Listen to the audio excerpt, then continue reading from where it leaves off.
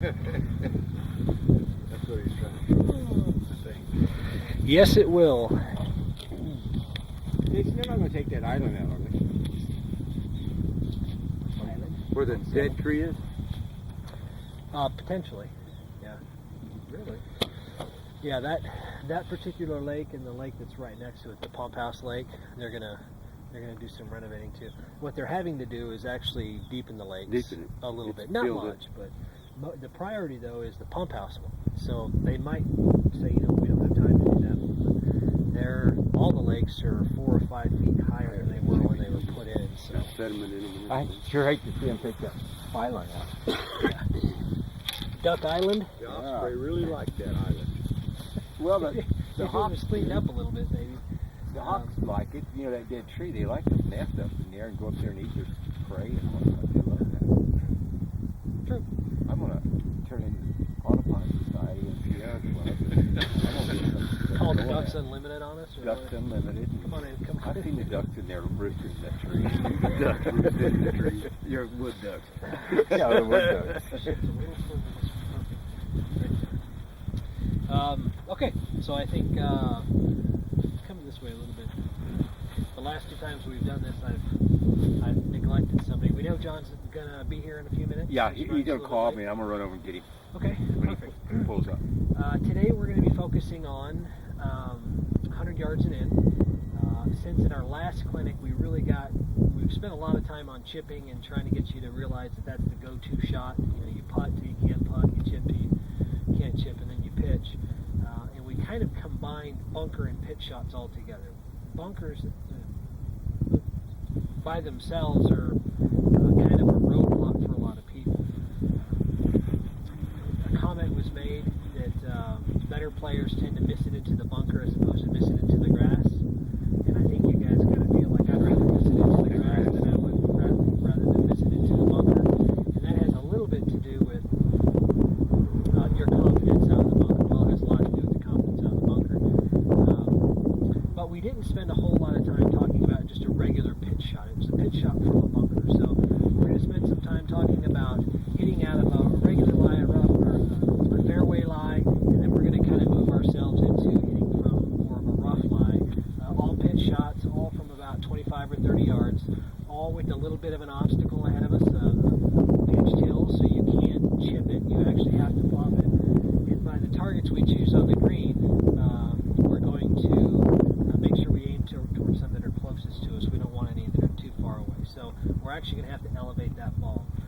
We're going to talk about the mechanics, a little bit about how to set your body up, and we're going to talk about getting your mind wrapped around a couple of particular positions. And these positions are, if you think about it, I don't know if we've ever talked about this before, if you've ever heard this, but positions are like the hours on a clock. So we'll teach at times to take the club, from the 7 to 6, or if I'm looking at you, if it's your clock, then it would be, the 7 to 6 if I'm looking at you, however that works. So 9 o'clock to 3 o'clock, 9 o'clock to 3 o'clock, a little bit bigger swings. But if you can break down pitch shots into a couple of different actions, a couple of different levers in your swing, if you will, you'll be surprised how quickly you can get very effective at it. There's a couple of things that you always have to do when you're pitching, and that's you have to choose the right equipment. We've talked about equipment a lot when it comes to putting, to chipping, but when it comes to pitching, like out of the bunker in here, you really have to choose the right club. You can't effectively pitch really with a pitching wedge or 9-iron or 8-iron. Gotcha. You have to have a much more lofted club in order to get that ball to go up in the air. Yeah, go grab it. So while he goes and grabs John, we'll talk just a little bit about. I won't get into too much depth, so he doesn't miss anything. But if we take a step back, give me a little feedback from the bunker play and the chipping play. So you guys got to play today, correct? Right. Okay. Any positive effects, or did you guys have any? Did you try and chip with a less lofted club? Oh, and I did. Okay. I used the 5. Okay. Yeah, but I'm finding out again, as you get closer, you go to a more lofty club, but still pitch with those sevens, nines, and fives, and the big thing that we talked about was get it on the green. Right. Get it on the green, and we did. Did that mindset So, help? so yeah, sure. Oh yeah. I don't think I had really a bad, Bad shot. a bad, like I typically do. Right. You went from Yes. having an iron in your hand to a putter in your hand. Exactly. And that's what you're supposed to Yes. do. Yes. You're supposed to go Yes. from chipping or pitching or bumping, Mhm. running, whatever it is you're trying to accomplish, Mhm. and get a putter in your hand so you have Right. a better chance of making And a putt. again, we had the mindset, get it on the green. Get it on the green. Good. And so my mindset was, I've always said, let me use this. Now I'm going down club, I'm getting it on the green. Whereas before I was coming up short. And you learned real quickly that a 5-iron might be a little too much at times. Depending on the distance, right, and that, right. But that's just a matter of learning. Good. But mindset, Good. I enjoyed it. Your biggest thing in the chipping was really just the decel, was making sure you just kind of followed through a little bit more. Yeah, I probably didn't stay with the putter long enough this morning when we were playing. Instead of, and I used a wedge probably when I should have used a putter. And I realized that, but I made a good little chip. Well, you guys played in the scramble today, Yeah. Right. Mhm. So there's not near as much pressure in that. It kind No. of helps out if you make a bad swing or make a bad shot. You have teammates Somebody to help you cover out. you. Yeah. Right. That's also very. But we were very watching important. each other and Oh, yeah. great, and Yeah, critiquing yeah. ourselves. Right. Go each other. Yes. Good. Yes. Well, that's also Yes. what I like about you guys as a group is you play a lot together. So this Yeah. information, it kind of creates a little bit of a learning synergy, if you will, Yeah. Mhm. amongst yourselves. You talk about what's said. You get to Yeah. analyze it. All the information that I give you, I know is good information. Yeah. But when Yeah. you have a You group have of to people apply that it. sit there and reinforce it, like, Right. Glenn, what were you thinking using your Well, lob wedge? well, that's even after I hit my 5 the first time to pitch up and run, I came back told Dwayne and I still can't. What did I say? It was a low energy. Yeah. Low That's right. energy. There you go. Low energy Yeah. because I hit past. I said low energy, so it's a mindset. Don't get Right. upset, yeah. Sorry, Low I'm energy. tardy. No worries. Mhm. Duly noted. Buy everybody lunch because they're late. Okay. It's 20 push-ups and a lap around the golf course. I'm trying to think be which late one. again. Did you get the email I sent you last night? Goes along with that. So we're talking about our pitch shots from about 30 yards out. It's going to be a higher energy shot, so just grab whatever your higher lofted club would be, your pitching wedge, sand wedge, whatever you're comfortable using from this distance. Go ahead and grab it real quick, and then we're going to talk a little bit about the equipment. And I'm going to give you a couple of things to kind of focus on again. Chipping was all low energy, low energy, low energy. Bunker play was high energy, high energy. We were making a bigger motion back, we were setting our wrists, and we were trying to accelerate through the shot. This is going to be basically the same kind of thing. In a bunker, you're really focused on hitting the sand, right? And it's kind of the idea is you want to hit down. Once we get out of the, everybody knows that you want to hit down, you want to hit down. There's a little more to it than that. But when we get out here, a lot of people don't want to hit the ground. They don't want to hit the grass. They prefer to have the ball in this very lofted position. You know, if it's a perfect lie, the higher it is, the better off they are.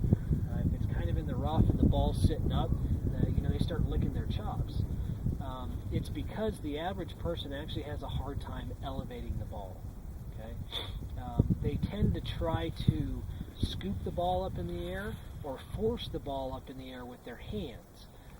Even though we want your hands to be more active to create higher energy for these kind of shots, one of the things we'll be focusing on today is making sure that once you load your wrist or you create the second lever in the motion, so the first one's going to be the shoulders rotating back, next is you're going to be cocking your wrist, when you come back down to strike the ball, once you make contact, the thought process I want you to have from there is to really try not to let the club head accelerate or move past your body or your hands.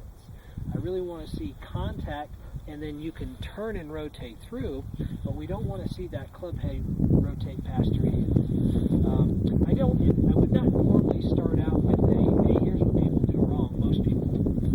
And I haven't seen you execute these shots, so you very well might do good with it. But again, part of what I'm also trying to teach you guys is a different thought process maybe than what you've had in the past. You all have played enough golf. You all kind of know, you all very easily know how to get the ball from point A to point B. I'm just trying to get your mind wrapped around maybe a couple of different ways to do it. Maybe smarter ways, maybe you don't like it. I do know over a long enough period of time, everything that I'm telling you will work itself out and you'll be a lot better. Except for John, maybe. I don't know. I try. So I tell you what I'd like you to do. Let's go ahead and kind of, you guys did play earlier today, but I want you to get comfortable with this shot first. Just pick a little spot, hit about 4 or 5 shots each, get used to the feel of it, and then we're going to come back. It'll give me a chance to look at your swings a little bit and see what's specific to each of you. We'll come back, we'll talk about it a little bit, and then I'll go work with you down the line. So let's hit some shots and warm up, get a little feel for the morning. The temperature, it's a little chillier today.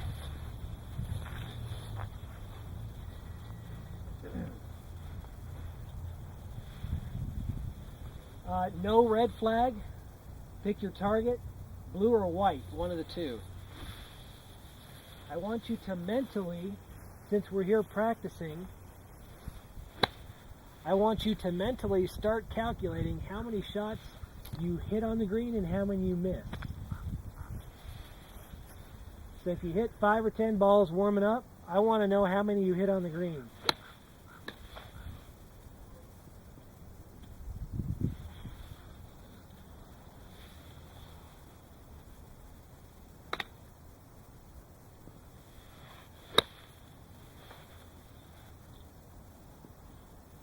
Good then.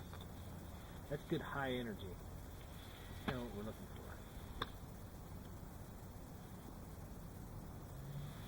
for. There you go. Very nice.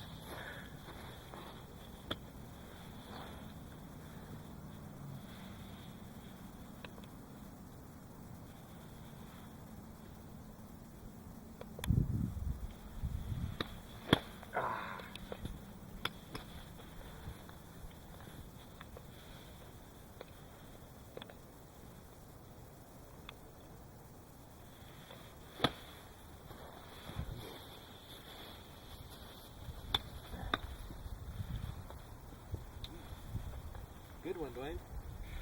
That almost went in.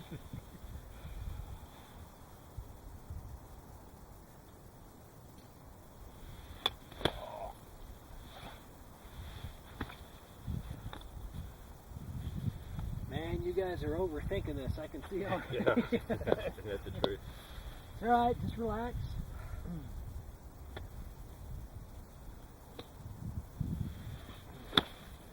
Not that you didn't already realize this, but just to kind of make a point, you're seeing how pitching is a much more difficult shot to execute than a chip shot. The more lofted club, a little bit higher energy. Without doing a few very fundamental things the same, it's very easy to hit behind it, hit it too thin, decelerate on the stroke. There you go, Glenn. A little bit better.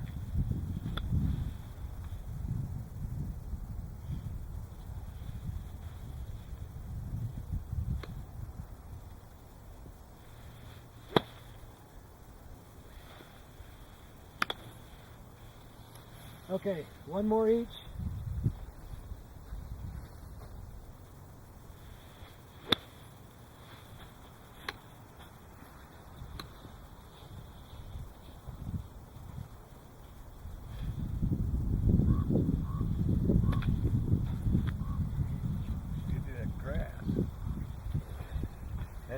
So That's my typical right there. Glenn is not afraid to take divots. Dennis is not afraid to take divots. So that runs in the family. And John and Dwayne are afraid to take divots down there. So Yeah. that's okay. Come on over here, guys. I'm going to borrow this right here, and we're going to talk a little bit about the setup. Pitch shots, higher energy. All of you were attempting the bigger backswing, but the most common miss hit I saw was the chunk, and well, I guess it was really the chunk or the shot that was hit decent but came up way short of the green. Plenty of you hit very solid shots, but they were way short of the green. With the size swing you're making, these are all decelerated shots. So again, just like in chipping and just like in bunker play, deceleration is following you out here, even to this higher energy shot. So I'm going to talk a little bit about, toward the end of my spiel, how to make sure that you guys focus on getting a little bit more acceleration down at impact, or a little bit more follow through after impact. So let's talk a little bit about the setup first. One of the things I want you to do, again, is be very specific about your target. If you pick the green, which should be your first target, your second, your A target, your B target should be, of course, the pin, right? Be specific about where you look. We live in the Southwest. Everybody here shot a gun, right? Multiple times. Aim small, miss small. That's the mantra you have when you're shooting a weapon. When you're playing golf, when you're playing basketball, when you play those sports that you guys either currently still play or used to play, you really need to focus on where you want the ball to go. Where your eyes are going is where your body's going to want that ball to go. So getting a ball out, making contact, getting a ball out, making contact, and just thinking east is not exactly what we want you to do from here. So pick a spot on the green to aim at. Pick the pin to aim at.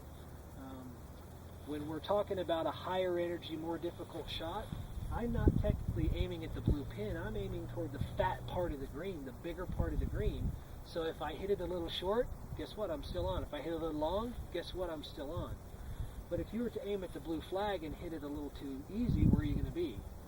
Too short of the green. So aiming at your exact target is good, but at the same time, if you think you might not get it to the target, or there could be a miss hit that causes you something, aim toward the middle. You can see the different colored grass on the green. Aim toward the dark and light patches right smack dab in the middle of the green. Make sure your miss hit is going to be on there, but that's still being pretty specific from this area, from this point. So having that focus is good. When we set our body up, it's going to be much like chipping and pitching.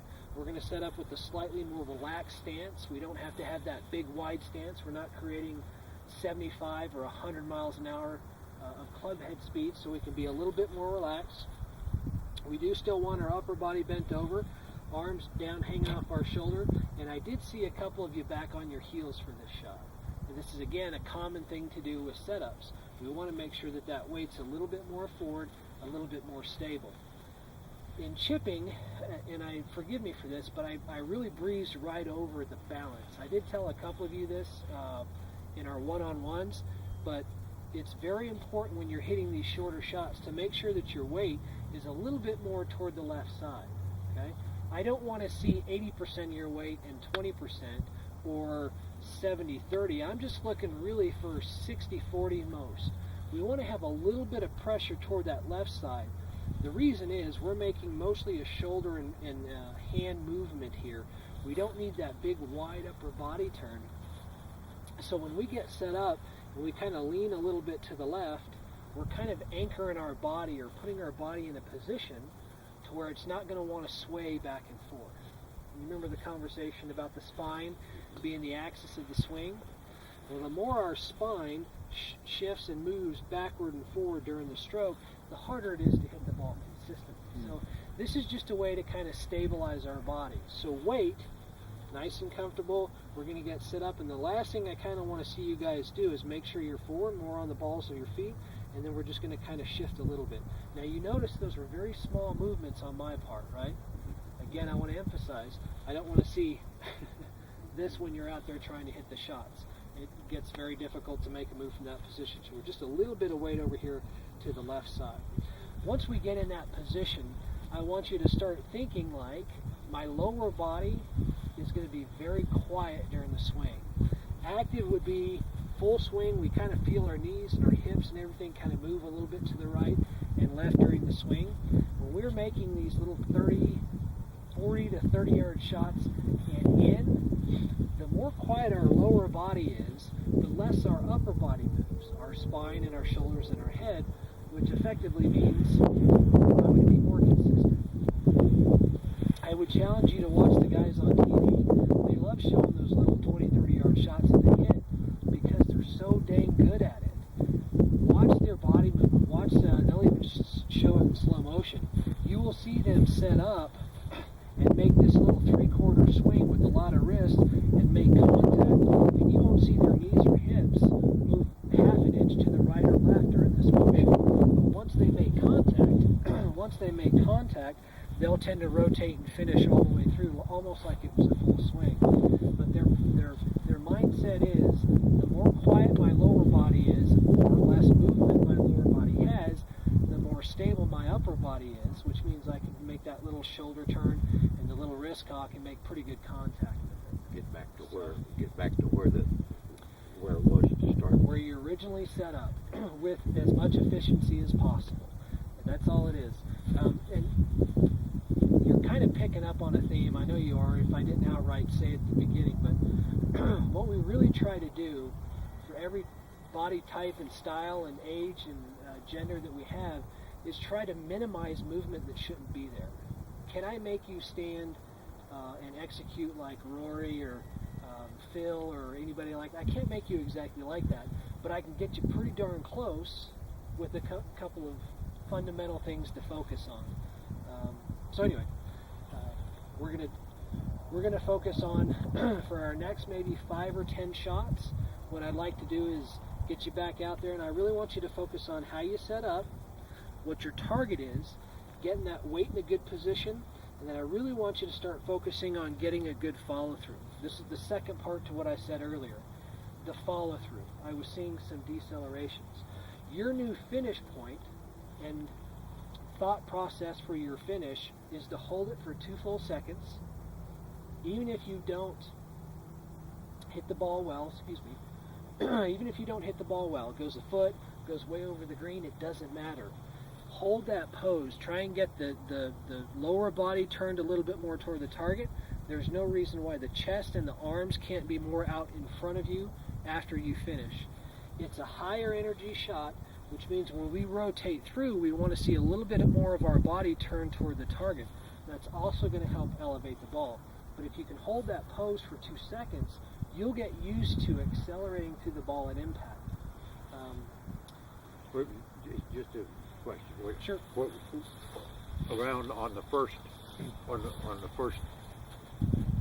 little instruction, this you wanted to follow through here. Is that correct? Correct. So as you go back, of course, you have to add a little bit of wrist, a little bit of movement. Right. But once you make contact, the common problem is this continues past your body. You feel that angle in your hands? Yes. That's what we're trying to avoid. Okay. So we prefer to see more loading on the backswing, contact, and then from here, the club head, the hands, and your chest tend to kind of stay in line. Oh, okay. Okay? All right. As opposed to that club head going way over here. Okay. Very good question. Thank you. Very good question. That movement where we make contact and then the club head goes past is a subconscious kind of, I got to get that ball up in the air. Okay. It happens a lot in the bunker too. I got to hit down on it and I got to get it up out. From what I saw here just in your first couple of shots, I don't see a whole lot of that. Every once in a while, I'll see your club head kind of move past your hands, but that's when it's the worst shot. When you hit them really good, you tend to make contact, and those hands, the club head, and the body kind of just rotate all the way through, and you get that bigger finish. I do want to be clear about higher energy doesn't always mean a lot of acceleration. I keep saying more energy, and of course you have to have a little bit more acceleration in the hands to get the ball to go up in the air. But I don't want you to focus on flipping those hands that are creating all the speed right at the bottom. You'll be surprised by just finishing bigger how much more acceleration you can actually create at the bottom of your swing. The swing does not end right there. It ends up here with the club head up in the air, chest and body facing the target, and you hold that pose for 2 full seconds. And I tell people this all the time, and it gives you that, I don't know if it's confidence or not, but it doesn't matter if you hit it a foot from where you were hitting from or 50 yards over the green. If you hold your pose, you'll look like you know what you're doing. How you play, how you look. Is that not half fair? I guess so. Most people out here, That looks terrible. most people out here from 50 yards or 200 will be able to see where the hell the ball's going. Anyway, so at least if you make contact and you hold that pose, they're going to go, you know what? Those guys, they look like they know what they're doing. That's right. Now, where's the ball position in your stance? Oh, yes, thank you. Ball position is going to be middle forward, depending on what you're comfortable with. You all have kind of a position that you're all comfortable with. The further back in your stance you go, remember, just like chipping, the more our hands tend to be ahead of the ball and the more we deal off the club. When we're looking for loft, so middle's a good place to start. Watch how the ball comes off, and then if you have to start hitting it higher, you can start moving more forward. Once you start moving that ball more forward, you have to be cautious of your body position at impact. You can literally get, if you move it too far forward, or to make contact, that club head has to be pretty low to the ground, way past your body. This is where that whole setting up and getting your weight a little bit forward helps. Now the spine's a little closer to that ball position, and it makes it a little bit easier. But I only really play it way far forward in my stance if I'm trying to hit the flop shot. I mean, but that takes so much good hand-eye coordination and so much speed to really create that shot. It's not bad. So, again, I don't always do this, but I'm going to hit a couple of shots to see if I can give you guys some visuals. So go ahead and stand right here. I'll just hit a couple from here. Remember what I told you about making sure I practice a little bit before I hit some shots so I don't duff any. These are my first of the day, so first I brought a 60 out of the shop. It was one of the demos. My target is going to be the blue flag, so I'm going to, my thought process is the blue flag's too close to the right edge and too close to the front edge for me to really aim at it. So I'm going to aim about 3 or 4 feet left of the pin and try and get it to land about pin high. That's kind of my target there.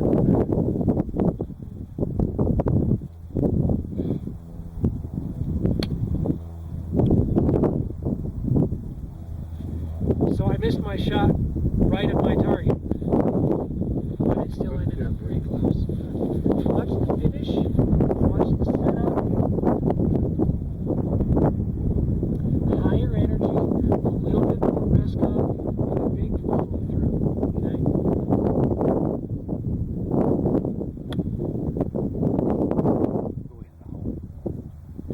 Hold the pose for 2 seconds. Nice and smooth. There is a little bit more speed there, but I'm not trying to force that club head into the ground or to get past the ball. Now there are certain shots that you can execute when you need to, but we'll go into that a little later. Like if you need to, one of the most common questions I get asked, well, how do you put spin on it? Well, the first thing if you want spin, you get one of those old illegal clubs with the grooves. Nobody's going to say anything unless you play in a tournament. Spin really comes from solidness of contact. That's the number one thing. Past that, it's the ball you use. If you're not using a soft ball that you can spin, then in fact, I want you to listen. Listen to the difference in these two balls. There's got to be an awful lot in here.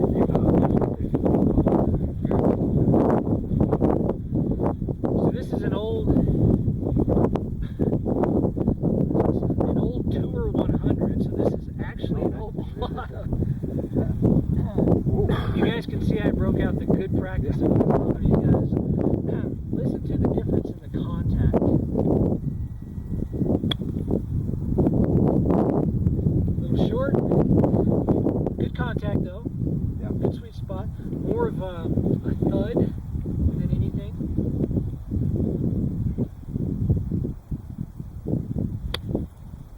Yeah. So that one was a much more of a click. One that you could hear the difference Sure. when it made contact. So a hard ball is not going to spin much. A soft ball is going to spin more. So again, just from the demonstration, what I want you to go back and kind of focus on is your weight. Well, let's start out picking your target, your weight, and then make sure you hold that pose. It's going to help with the acceleration. Okay? Don't force the shot. Let the swing kind of happen. Okay? Let's hit some shots. Then we're going to move forward and hit them out of the rough. We got plenty of rough here, so.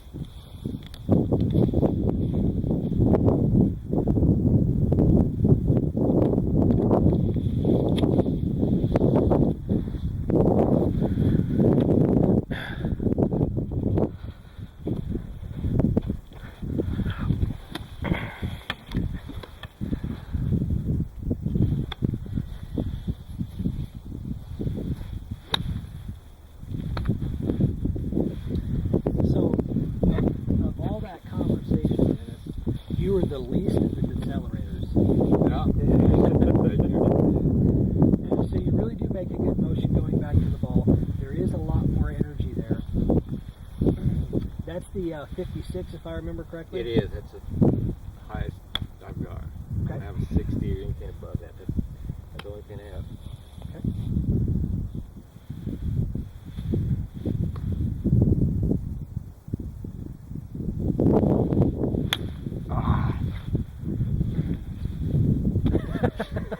Nice try. Nice try. Weight, target, and finish.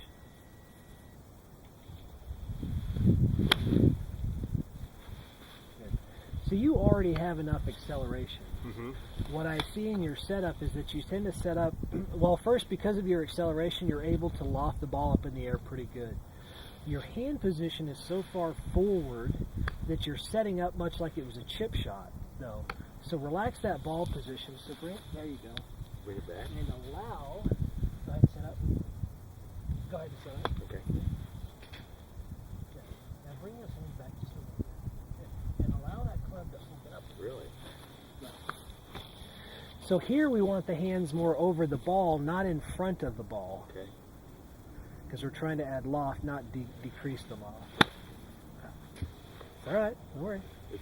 Opening up like that? Right? Now the next thing to consider is where is your stance aimed? So you're setting up pretty closed. Right now you're aimed right at the green or at that tall popper. There you go. Much better. You don't have to open it up a whole lot. I'm really looking to just decrease this angle right here. I'm just wanting to come back a little bit.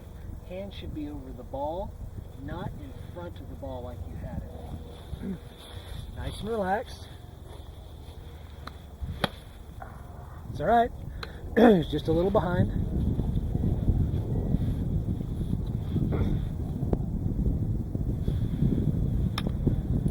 Aim further left. There you go. I heard that, Glenn.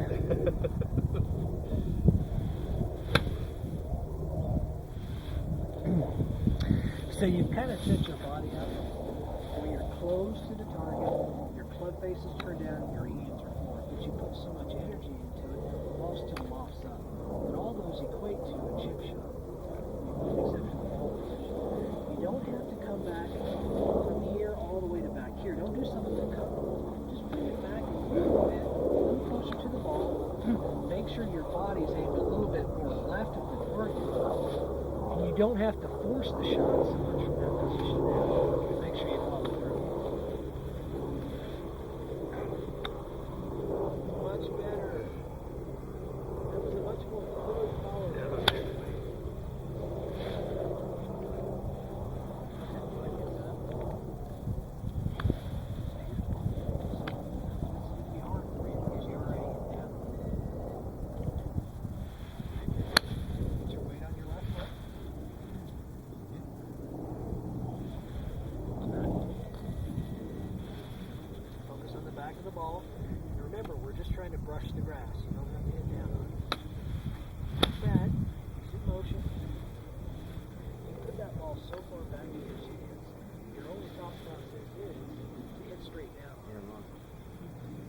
in the middle of your stance. Go. Brush the grass. Beautiful. Beautiful. Every single time you think fluid or brush or something like that is when you execute. The second you start trying to hit that ball, you get this at the Yeah. ball. Oh yeah. And I'm real bad about that. Right. And when you get nervous, that's It's when it even comes worse. up even more. Yes. Yeah, I feel like Dwayne, perfect. and I feel like I'm coming here and here, but I think I should be here instead of here. And I don't know why. Let me watch. First, you're kind of aimed between the poplar and the. So you're set up. You're aiming to the Okay. house right there. So And- there you go. And seeing it even. Small. Forward, we're in the middle. Okay, So right. here in the middle. And again, brush.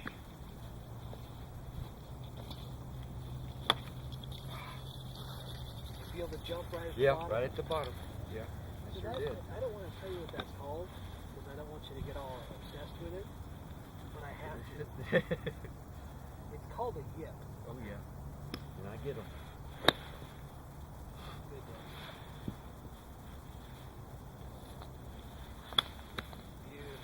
Beautiful, beautiful. So for you, See, it's just a. it's right. It's either perfect or it's not. Oh, and you can ask any one of these guys here.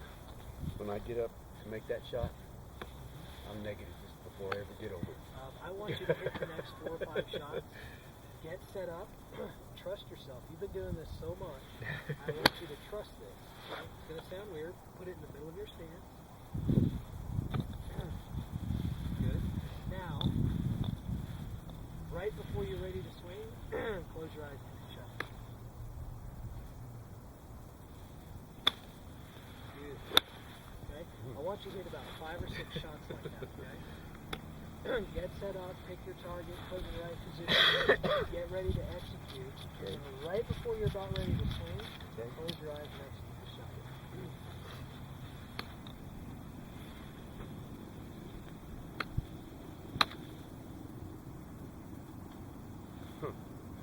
I do better with my eyes closed.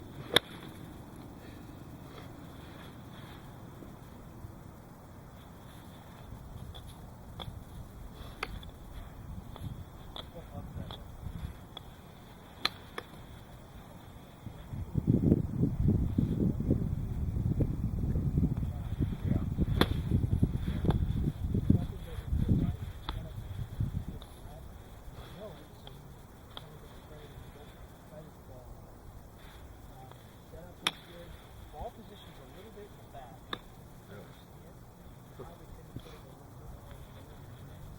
I thought it was cold.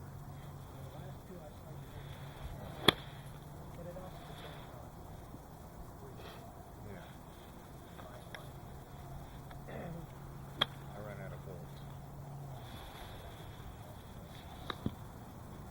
So John, what did you choose? Hey! Who's that? John. Go, John. I'm done. You're doing it. How can I improve that? Good shot.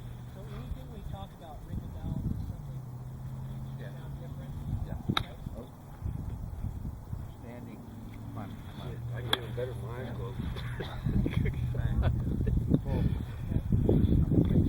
Sure. Get you some. This makes right now a lot more sense and it feels. I swing easy. I swing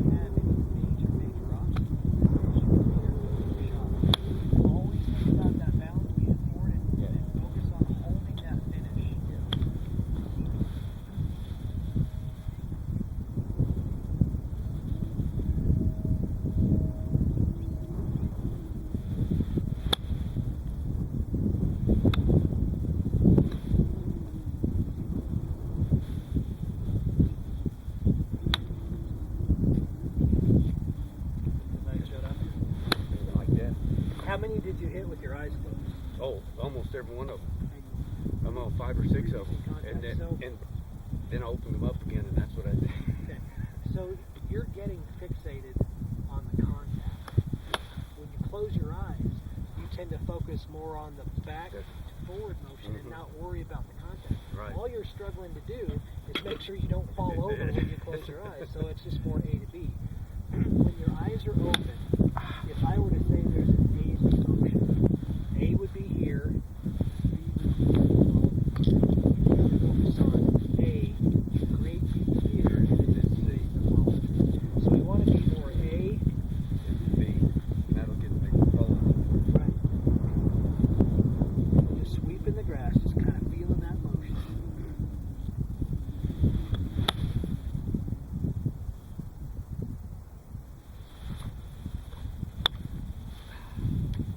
All right. It was a really good motion.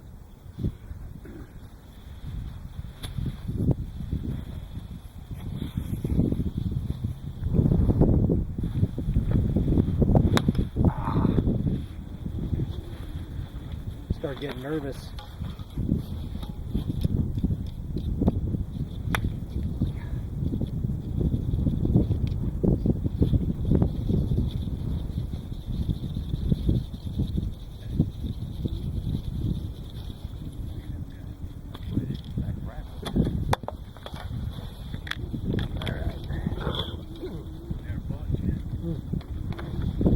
Let's go snag a couple.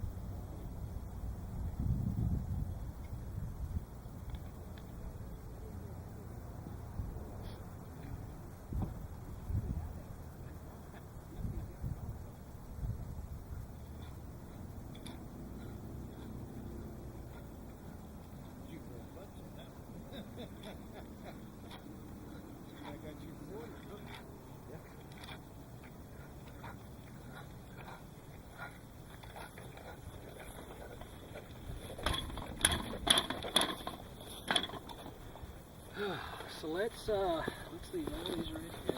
Actually, go ahead and dump yours. Dump that shag tube out there. Out here? Yeah, right in here. Not yours, right there. His. Sorry.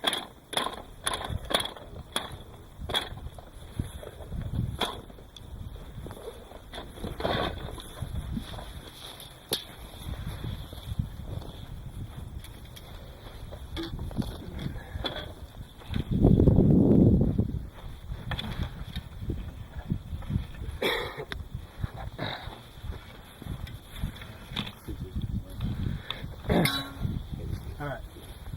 Come on over here. Do you have any questions about, again, the higher energy shot? I know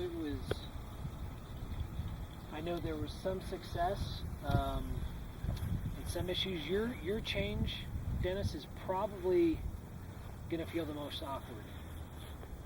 Not having those hands so far forward, a little more neutral. You accelerate well enough to make contact, but you're also defeating the purpose of having the lofted club. You move By forward, going forward. less loft. And keep in mind too, remember the bounce we talked about on the bottom of the club? You can see the positive bounce here. Once you start going forward, you see how that turns into negative bounce? So you have to hit it so perfectly in order to get that ball to go up. It's just harder. Having those hands a little further back is going to allow the bounce of the club to work a little bit more in your favor.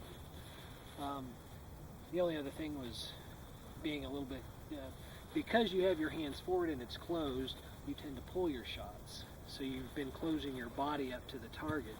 Allowing that body to be a little bit more open and the club open is the idea of getting the ball up in the air. So apparently you practice a lot because you're pretty darn good at it. So it's one of those things you'll have to kind of decide exactly how much of this do I want to tweak. Balance helped you. Turning your brain off helped you. I had him close his eyes and he hits like 5 or 6 of these beautiful little shots right up there. With his eyes closed? Oh, yeah. Yeah. Close your eyes. I opened them back up and I was stubbing them back here Maybe you again. should do that with your driver. Well, maybe not the driver. That's a little harder. It's a little easier to do that. The idea behind, he's got a little bit of a, I don't like to use this word because I don't want it to get ingrained in your mind, but there's a little bit of a yip there at the bottom. And there's, the difficult thing about those things, they get ingrained more into your mind than they do your actual motion. You can't out-practice a yip. We've seen it time and time again. From putting to chipping to drivers, you guys all know Charles Barkley, and that is a mental issue. When he closes his eyes, when there's not a ball there, he can make the right motion. He can make a very good motion. The second that ball gets there, something happens in the mind. The only way to fix it is to change how you do it. You have to learn a completely different method. So in putting, what we see is people that have the yips, and then they put their left hand low and their right hand high, and all of a sudden, their brain's having to learn a new way of doing it. In chipping, I'm trying to think of who did it. It was Vijay Singh. He actually developed a little yip in his short game, and he went from regular grip to left hand low, right hand high to actually hit his chip shots because it had affected him so much. Whether he did it in competition, I don't know, but I saw him in a couple of charity tournaments doing it. It's a very difficult thing to deal with. When you're practicing it, though, I can't teach you. I'm not going to teach you to do it left-handed, which is completely opposite. We can try different clubs that don't take as much energy. Even though we're trying to get it up in the air, there's other things we can do. We can get a very lofted hybrid that can pop the ball up in the air pretty decent. There's a couple of different ways around it. But the best thing I can tell you is to start focusing on what we had talked about. So A to B is a good way to think about all these shots. And the way I explained it to him is people get to focusing on 3 points during the swing. Their backswing, contact, and their follow-through. And some of the best swings are the ones that focus on the backswing and the follow-through only. The contact happens by good setup, by good mechanics, by natural talent. So don't focus so much on getting that club head down to make contact with the ball. Focus a little bit more on where that club head's going to end when you're done swinging. And you've all heard, just let the ball get in the way. That's a really good thought process to have, through this motion, especially for you. Hit a bunch of shots with your eyes closed. You showed yourself that you can do it, and you don't focus on the ball, you don't focus on the hitting portion, you focus on following through, and really try to adopt that feel. Just ball position and making sure you keep following through. Let me ask you a question about grip pressure, though. Where do you feel like you're at with the pressure in your hand? Feel like 0 being the weakest, 10 being as tight as you possibly can. Where do you feel like you are? 4. Perfect. Okay. It was hard for me to tell. Yeah. When I was a little further away from you, I was concerned that maybe you were like at a 8 or a 9 and you were creating too much pressure. Remember, the more pressure you create in your hands, the more pressure you create in your hands, the more it affects your forearms, your biceps, all the way into your chest. So when we're doing all this short game stuff, the more pressure you have in your hands, the harder it is for your wrists and your arms to move freely. We don't want to create all that tension. It'll affect you all the way up here. And it can actually cause you to move and sway out of position, so that's not good. So just real quick, I just wanted to show you guys a couple of shots, let you hit some, kind of have some fun with it. But we went from a fairway lie to a rough lie. And there's in the summertime when there's a lot of grass, this is an important thing for you to know and realize. When you're in the rough, there's a couple of really easy things you could do to help yourself get the ball out of the hole.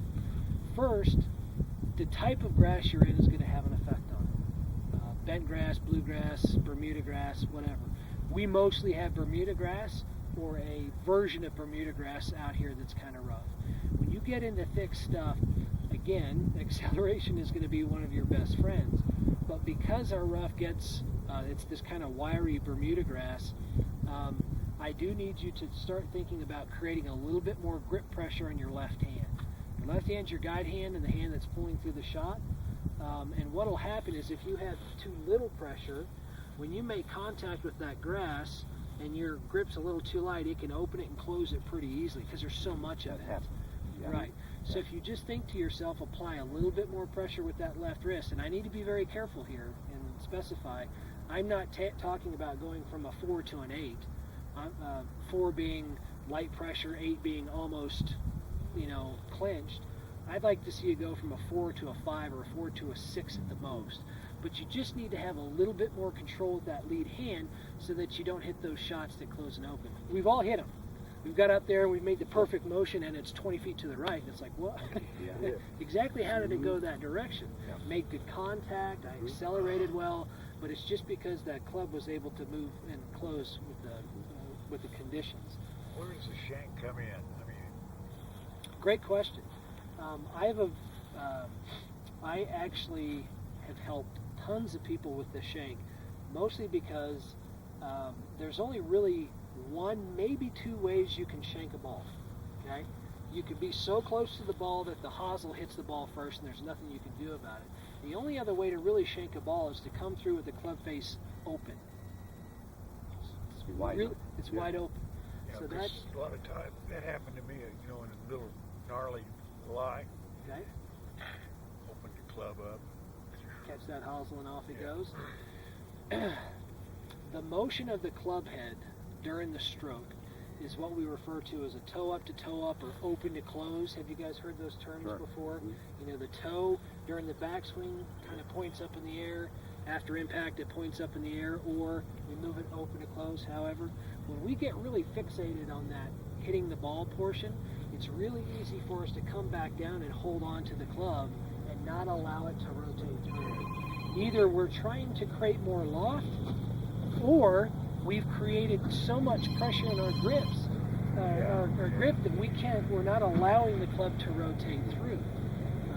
It can be because you're too close to it. I mean, it could be. I feel like, and I do it sometimes, that I'm pushing with my right hand underneath. Instead of coming over the top, That's right. going like this, So and the you're more pushing you with do the that, right. the more you do Oh that, yeah, the the more more you open need it to goes. Exactly. The butt of the club is, we will teach people this at times. When you're coming down to make contact with the ball, the more the butt of that club leads, the more chances you have of hitting it to the right or shanking. Sure. Right. We're wanting that butt of the club to point to the ball right until about impact, and then it gets right back to our body, Yeah. rotates around. I tend to teach the method of toe up to toe up. That's what I really want people to focus on, is allowing the left hand and right hand to work properly, square the club face back up and rotate through. And that usually fixes it. That and just an absolute 2-step slap to the person's face who's out there shanking it all the time.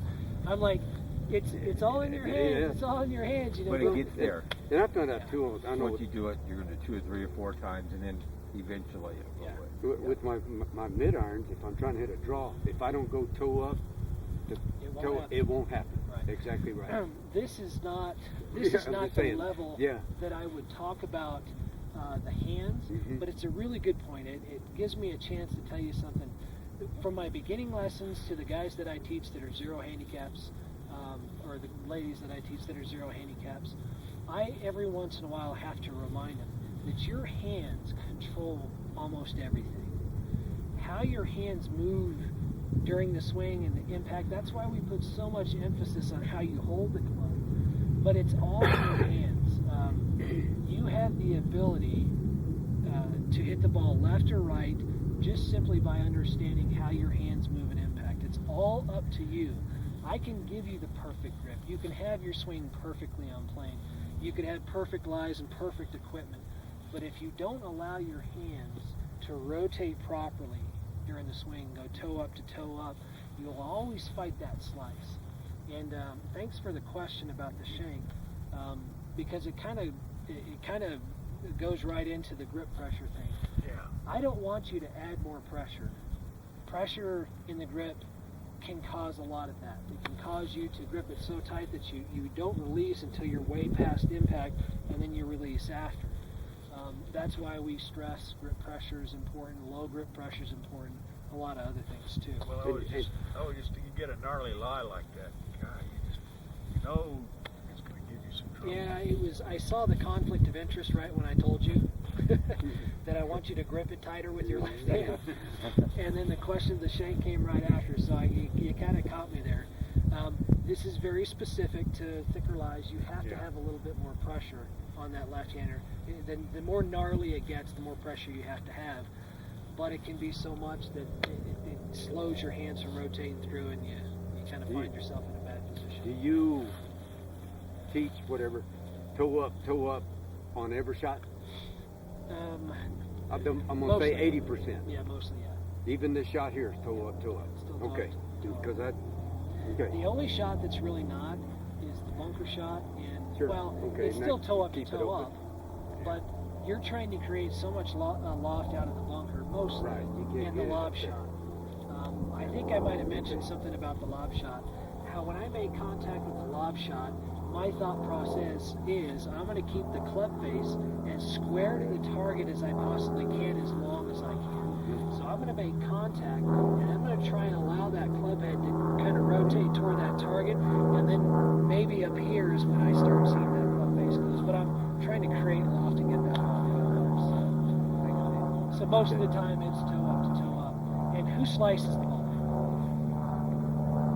Sometimes, today, When you go out there next time, just remember that conversation. Your hands control that club face. If it goes out there and goes to the right, get up there and get that right hand over that left. Get that toe going toward the target a little faster, and you'll see that ball start to straighten out. Doesn't fix everything, but that's your hands control that club face.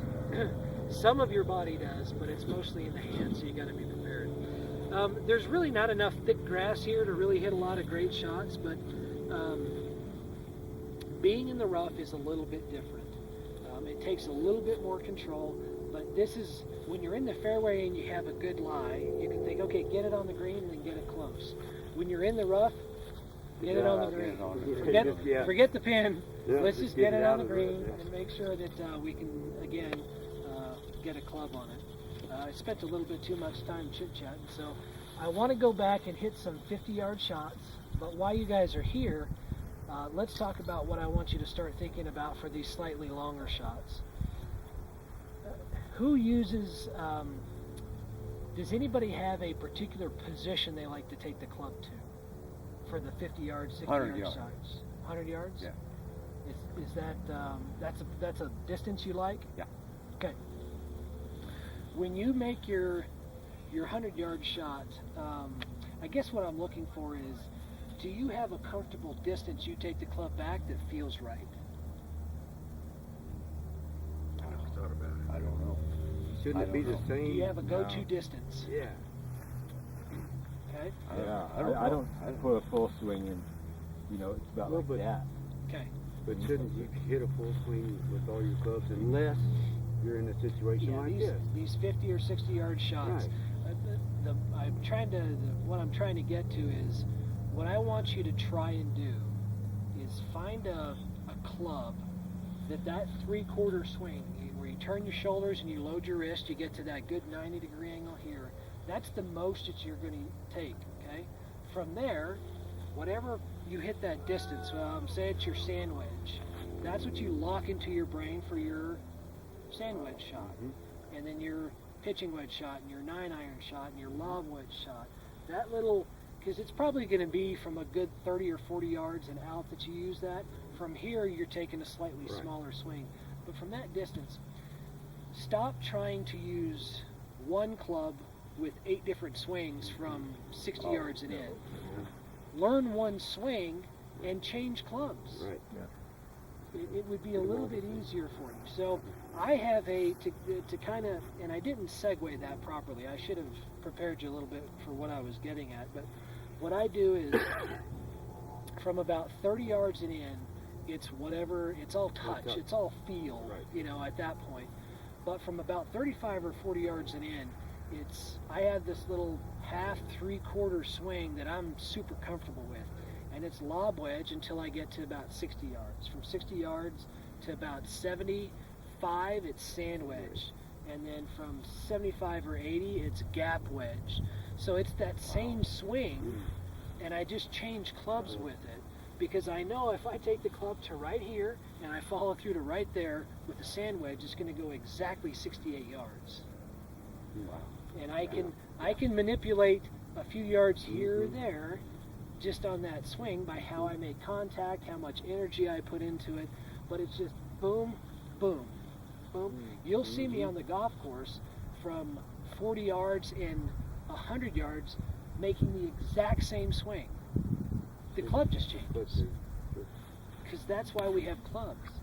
Don't be the guy that's out there going 3/4, a little shy of that, and then right here, and, you know, from 100 yards and in. I mean, that's just too many swings to be thinking about. So what I like to do is go back to about the 50 or 60 and let you guys kind of experiment with that, whatever that position is for you. It doesn't have to be shoulders turned 90 degree. It could be a little bit past. It could be a little bit short. Whatever puts you in a position to execute the shot most effectively, and then you need to teach yourself what club hits at that distance, and then start learning your distance from 100 yards in. So let's take these, pick a couple of clubs, whatever you want. We'll go back 50 or 60. Grab these You clubs. want it to- Yeah.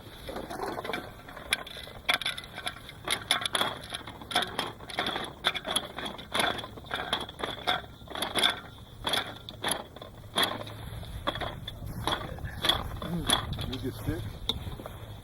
Yeah, everything else can probably stay here.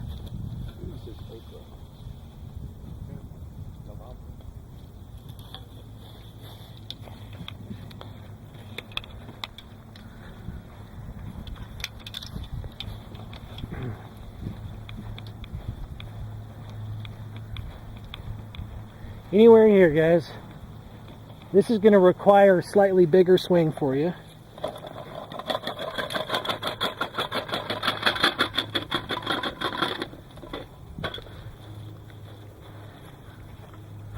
There you go.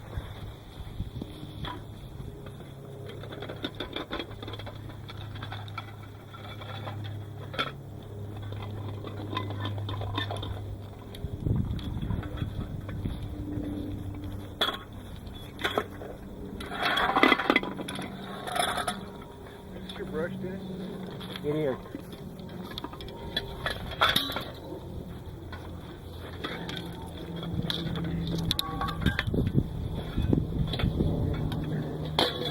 Take a couple little half, 3/4 swings with a club you would normally hit from this distance.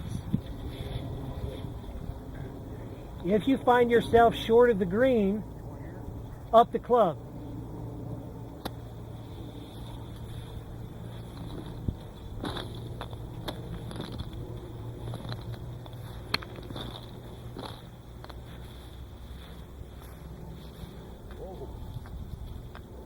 Eyes closed. Okay, you're Yeah, done. my eyes closed. You, eyes closed. No.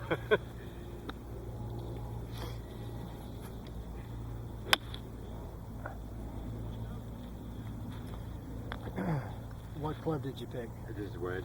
Just a wedge.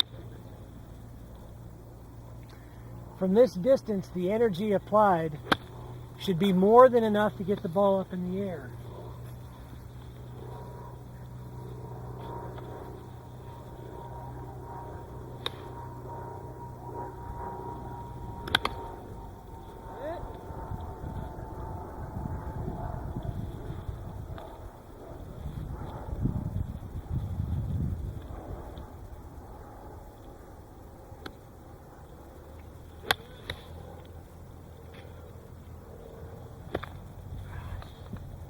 To 3 o'clock. No more than a 3/4 swing. Let me show you something real quick that I want you to work on, especially. Sure. No. Come here. Do you see the angle? I here? do. Yeah, come across. Yeah, it has a lot to do with the tension in your body. But go ahead and set up.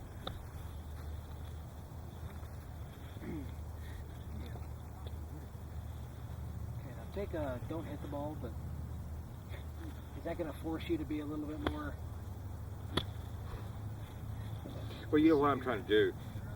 I think it's changing everything is relax, and then more of this. Okay. Right hand over. I mean, that's Good. that's really what I'm working on right now. Be relaxed because you do create a lot Yeah. of tension up here, and when you follow through, your follow through is always way over here. Try and follow through a little bit more. Yeah, Get do those that. hands out extended from you. When you hit your worst shot, Dennis, it's when you, from what I've seen, is when you finish that club that is moving this direction going. so hard, so fast.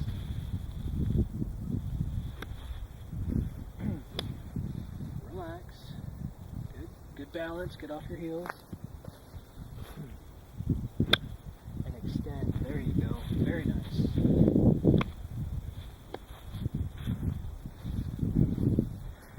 Routine. Mantra. Get off your heels. There you go. Nice and relaxed. Follow through. Good. I didn't mention this when we started, but Dennis just reminded me. Routine. And generally when I'm playing, especially with the driver, I always put them in front. Yeah, that's perfect. Pick your spot. Pick your spot.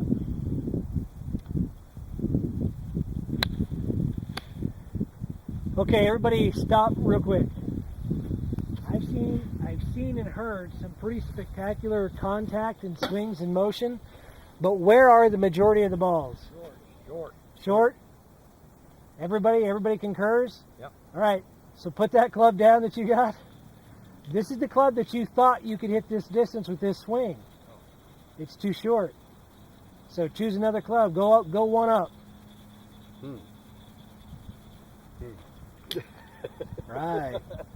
It'd be a 9 for me. We all think, that's okay. We all think that we hit it a little bit further. The club, we tend to always miss short. Statistically looking out there,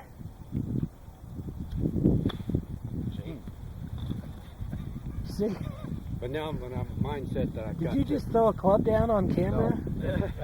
It fell. It slipped because it's a light grip. Okay. So I count 1, 2, 3, 4, 5, 6, 7. I'd say 8 balls on the green out of probably 25 or 30 shots hit. Let's see if we can up that. Give yourself a couple of shots to get used to the feeling. It's all right. They're old carts, don't worry. Yeah, God dang.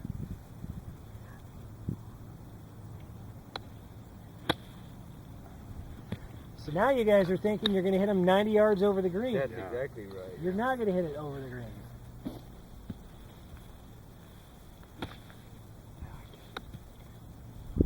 Nice, Dwayne.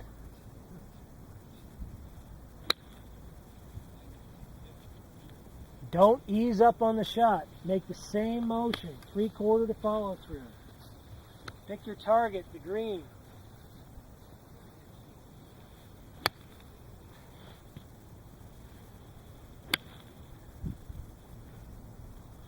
don't have to ease up. Most of your other shots, even when hit well, were too short. So learn to club up.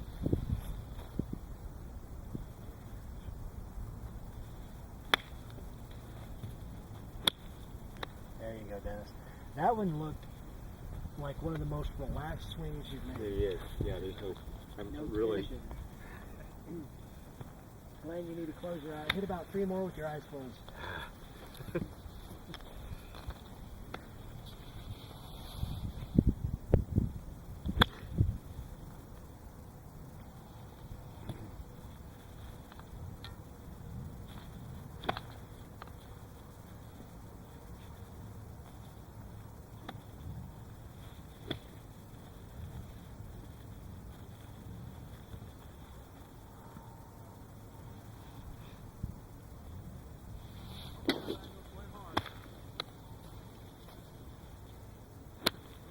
What club did you go to, Glenn? 54, So you went from a sand to a 54? 58, lob. 58 to a 54? Yeah. Do you have a pitching wedge? No. Got a gap wedge.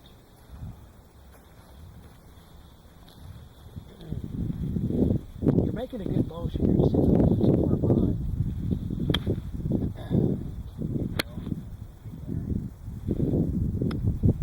It's that. It's getting here to here. A to B. Why do you think a architect puts all the trouble short of the green? That's where the majority of people hit the ball. Yeah. Bunkers are short. Water is short. You'll see them to the side on occasion, but what you don't see a whole lot are bunkers behind the green. Not near as much as you see them in front or to the sides. 3/4, 9 to 3. There we go.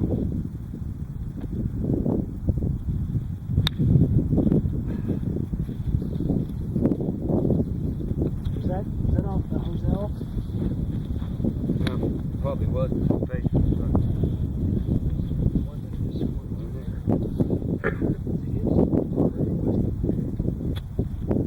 in a lot of my iron shots, I do. I like to pull it here to get farther away. Yeah, but Right. don't think about accelerating. Just think about A to B, toe up.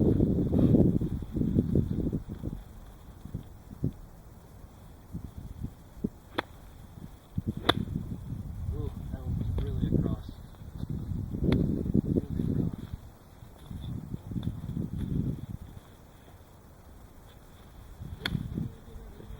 So we went from what club to what club, John? I've got a 9 iron. So what did you go to? 52 or 52? But that one, You were hitting this first? yeah, Then you went to this? yeah, And you chunked a bunch? yeah.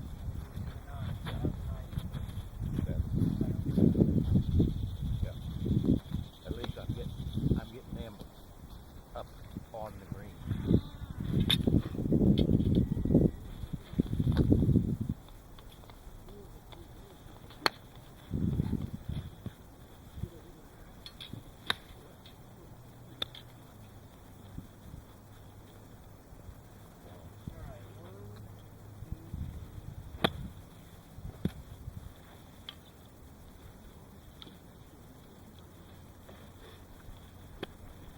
Okay, so there's 24 balls on the green now. You guys, yeah, relax for a sec. Those are all Hosels.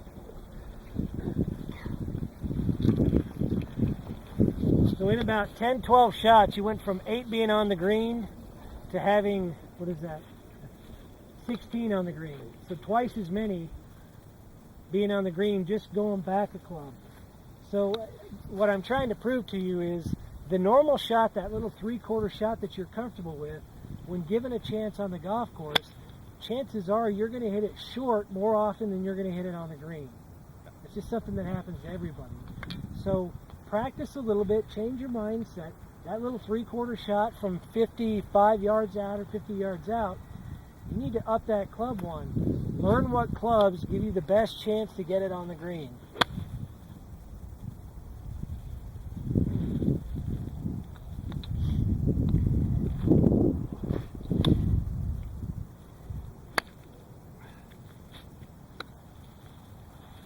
Okay, go back to your other club. That one's broken.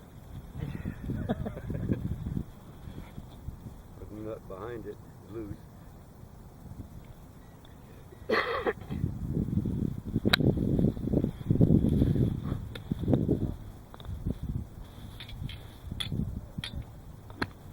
forward. Right before you hit the ball, I want you to focus on where you put your weight. You're having a tendency to go like this. You get Sway. set up and you go, which is the exact opposite of what I want you to do. Set up, weight on the left foot, just 60-40, not too much. Nice and relaxed, and follow through.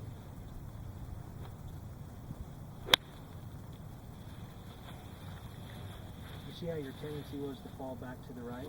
Because you tend to set up with your body kind of in this position here. You get back and make contact. It's where you get, your mishit's going to want to chunk all day long, right? Okay. So get set up.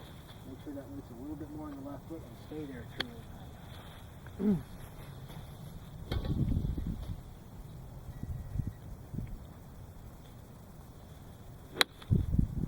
Good. So that miss is the thin shot. What's better, on the golf course, miss hitting a thin or fast? There you go. Good. Good. Relax those hands, don't push them so far forward.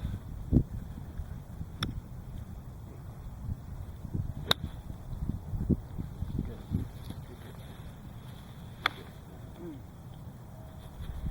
All right, one more shot, then come on in for a sec.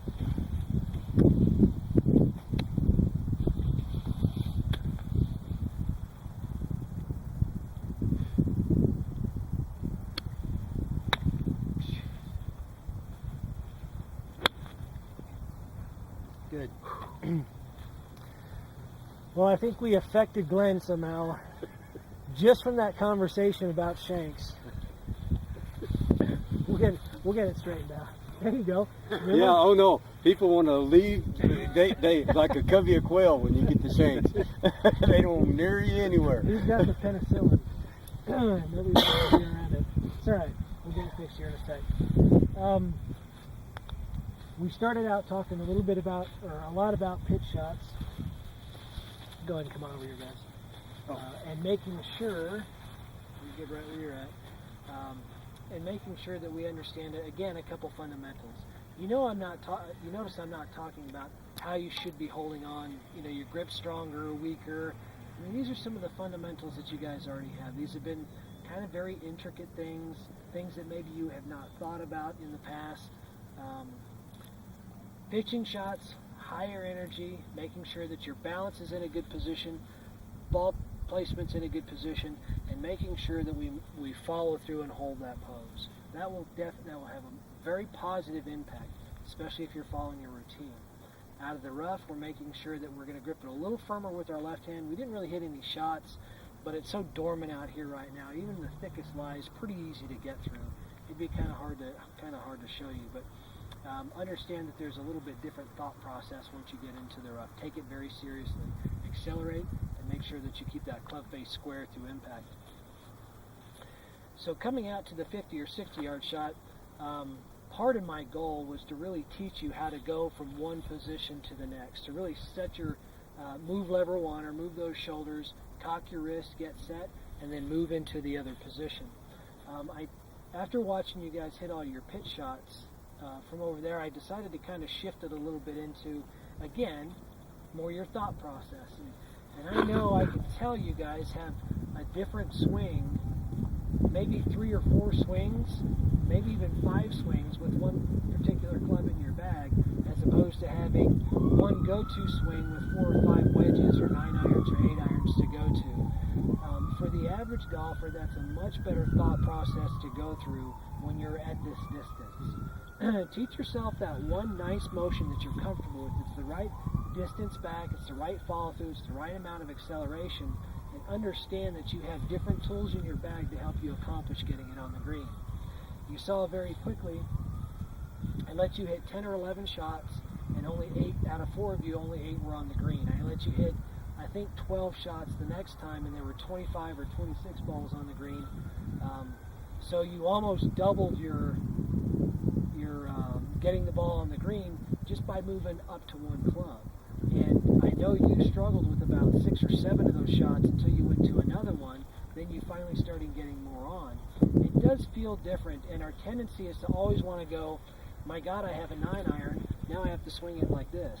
No, you still need to make that same motion. You tend to, when you hit your club that you're comfortable with perfect, guess what? It goes the exact distance. But how often do we hit it perfect? 3 out of 10 shots? Maybe 2 out of 10 shots? 2 out of 10. Again, for the average golfer, thinking, yes, if I hit this 9-iron perfect, it's going to go past the pin or maybe off the back edge of the green. But most of our greens out here have a little swell in the back, or there's not a ton of danger past the hole. I mean, maybe there are a couple of holes. Most of the danger on this golf course is short and left and right, not long. 12. 12 is. Bad. Yeah, 12 is. Well, it's pretty flat. But it's off with the Yeah, back. but it's the flattest green we have out here. That kind of goes away from where we're at. But bunker's short, right? 3 bunkers short. 4, depending on kind of where you hit, I guess it's off to the right. 5 bunker short right. Bunker short left. 6 is bunker wrapped around the front of it. You see the pattern. 9 has a green wrapped around the front of it. Those architects are pretty. Well, I'm on camera, so I'm not going to say it. They know what's in trouble. So hopefully, with the pitch shot and this 50 or 60 yard shot, I've given you enough information to where you can kind of go out there and use it to your advantage. Do you have to change everything? Do you have to change your swing and like anything? No. But there's just enough in there to where if you apply it, I know you'll see some balance and follow through. Balance and follow through. That's been in the 3 lessons we've had so far, that's something I keep repeating. So just remember that, follow through. Yep. If you guys want to hit some more, let's hit some shots. Have a little bit of fun. I ran out of bullets. I'll give you 5 shots here. Just I'll play go up here. and get some. Right. I need to break. Take, grab 5 balls each. Pick your most comfortable club. Even if you want to go back to the one you started out with. 5 balls? 5 balls.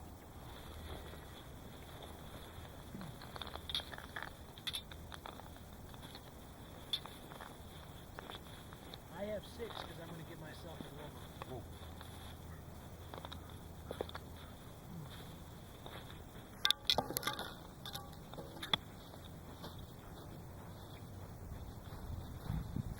Okay.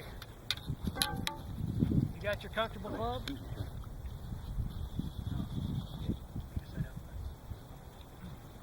Here. Okay, we're going to go blue flag, white flag, red flag. Yeah.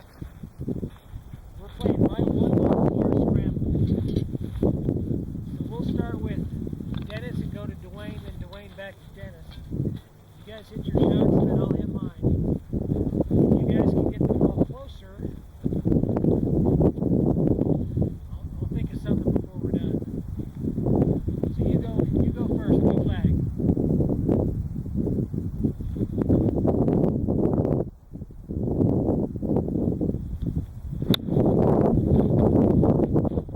Contact. A little bit more pressure.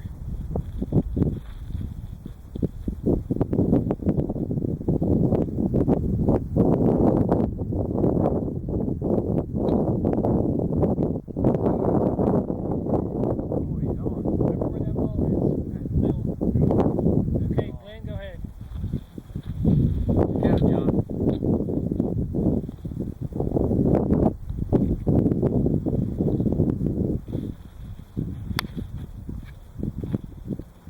What was that? 10 minutes. Oh, that ball's swimming.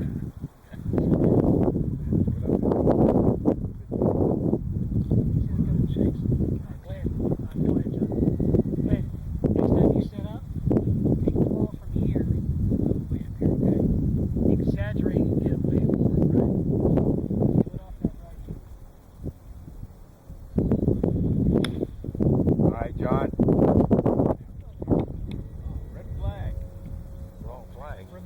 last shot when we go to the red flag. Yeah.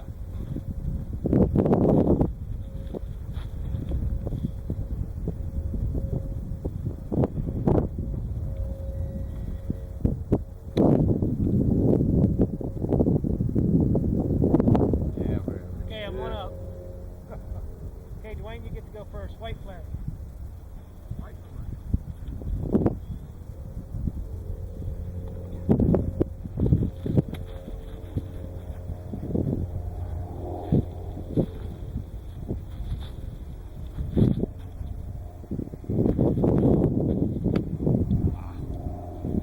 Good line.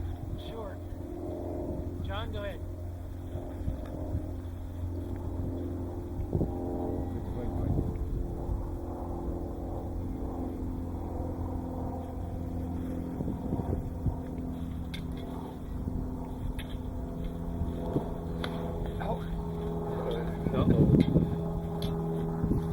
There you go. Take me, buddy. Nice and relaxed.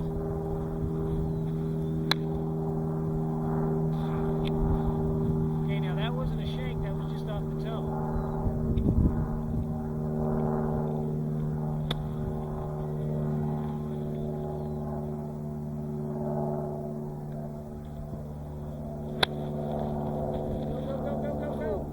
Go. Glenn, the further back the ball is, the more you're leading with that hosel. That's why I said the further forward you have it, the better chance that club face has to rotate through. Okay? Just exaggerate it for a while. That'll get you there. We have anybody on? no, How many short? I'm just short. I'm long. You're long? I'm short. Go shaky. Short. Go. Yeah. Oh. Whoa. Did you say no shank? Okay, red flag. Let me get There you go. You got this.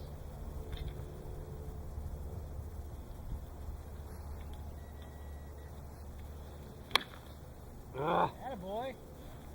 So guess what that is? Well, that's That's because the I'm op- closing That's the the club face. opposite of a Right. shank. Good. I'm getting the club face closed then. Okay.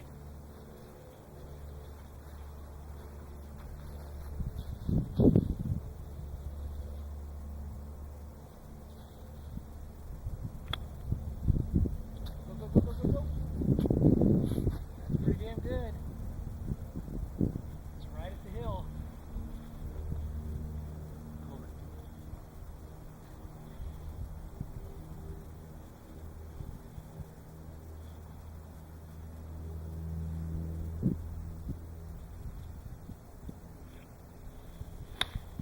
Uh-oh, that's good.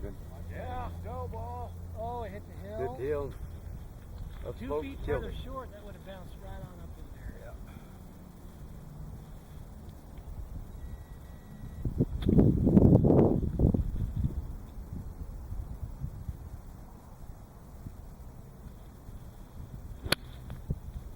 Look out. Whoa, Look look out. there. Oh. He came off the back. Just barely rolled. That's still pretty close.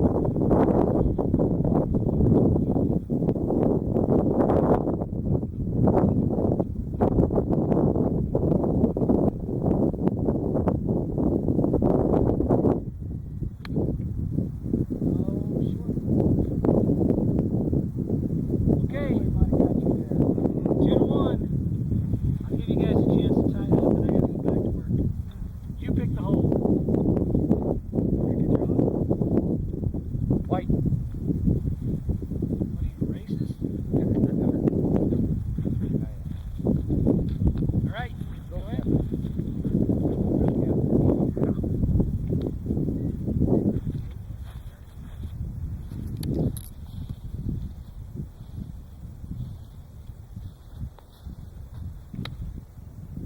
Oh God, look at there. Oh no! Go in the hole. Oh, go Dwayne. That lucky bounce. Go, They Dick. count too. Yes, they do.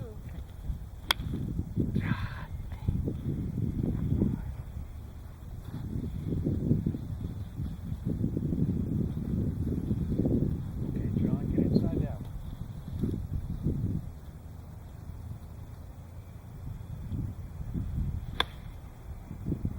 Bad idea. Kick right. You didn't get the Dwayne kick. No. Good shot though.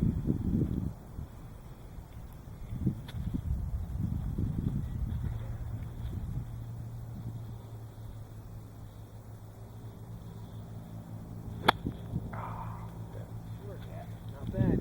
Did you guys feel the the pressure a little bit more when we started doing that? Yeah. Gets a little Trying to keep up, nervy. trying to keep up with the pro. All right, get it in there, Jason. We know you can do it.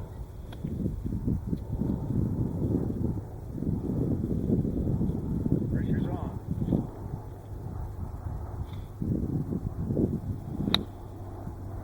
Go right. Red flag. Looking good. Got it wrong here. Oh, wrong flag. 2-2. Right distance, wrong direction. Yep. 2-2. All right, good hustle, guys. I gotta get back to work. We're gonna break the tie here. Yeah, you're right. It's 2-2. Okay, You pick a flag. Pick a flag. 2-2, pick a flag. You pick a flag. Which flag are you going for? Blue.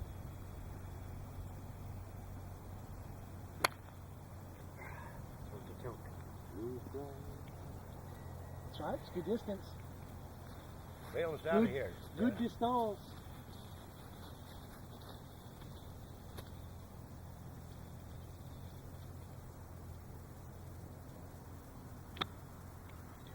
Bounce, bounce, bounce. Oh, it did too. Look at that. Oh, no. Oh. You're on there. Yeesh.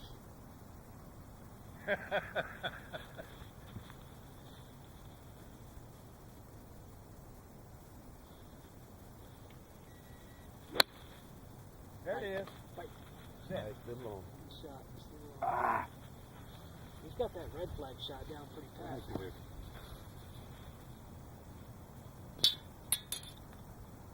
All right, John.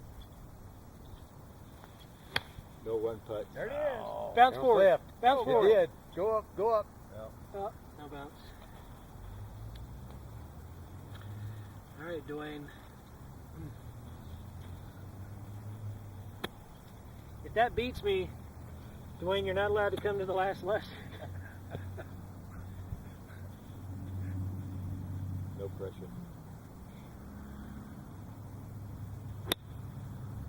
That's looking pretty good. Oh, he's done it. Oh, He's done it. no! Oh, hit the Yeah. upslope, or it would have been right there. I don't know, those are pretty close. Pretty close. Yep. I think that was there, though. That's a tie. That didn't. We were trying to break the tie.